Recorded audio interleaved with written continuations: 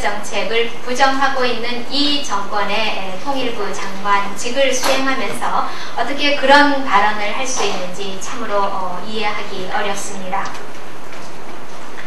전직 대통령이 차마 상상할 수도 없는 발언을 한 것에 대해서 주무장관으로서 깊은 유감 표명을 하지 못할 망정 적극적으로 거들고 나서다니 참으로 어이가 없습니다. 게다가 질타하는 의원들에게 강하게 소리를 높이면서 함께 언성을 높였습니다. 소신도 철학도 없이 어떻게 분단 국가에서 가장 중요한 철학을 견지해야 할 통일부 장관직을 수행할 수 있는지 국민으로서는 차마 상상할 수도 없는 일입니다. 이미 오래전에 영혼은 내팽개쳤다 하더라도 최소한 분단 국가에서 통일부 장관이 견지해야 할 소신과 철학은 유지해야 합니다. 말이 나왔으니 말이지 제 나라 국민을 북한군의 총뿌리에 희생시키고 그리고 이제는 제 나라 국민의 재산도 제대로 보장해주지 못하면서 어떻게 통일부 장관직에 연연할 수 있단 말입니까? 적어도 북록을 먹는 장관이라면 국민의 뜻에 어긋나는 말과 행동은 하지 말아야 할 것입니다. 게다가 김대중 대통령은 어제 민주당과 민노당 그리고 사회단체가 손을 함께 잡고 대정부 투쟁을 벌여야 한다고 말을 했습니다.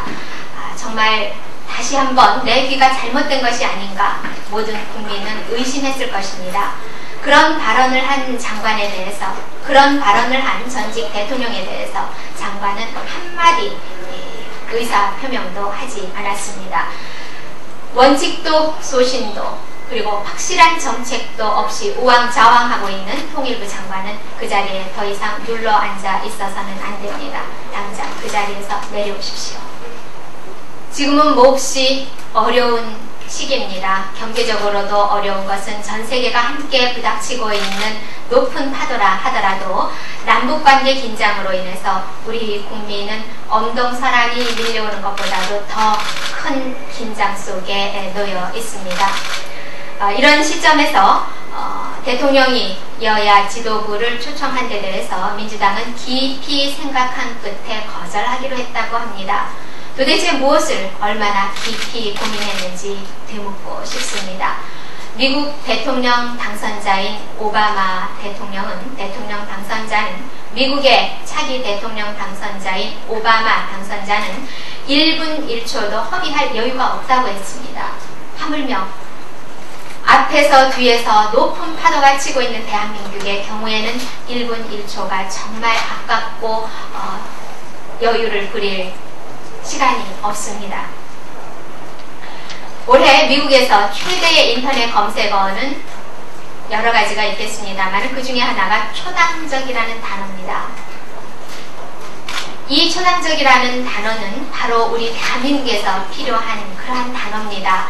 지금은 당리당략에 따라서 문제를 바라볼 것이 아니라 경제 위기와 그리고 경색되어 있는 남북관계를 풀기 위해서 모두 다 함께 지혜를 짜내도 부족한 시점입니다.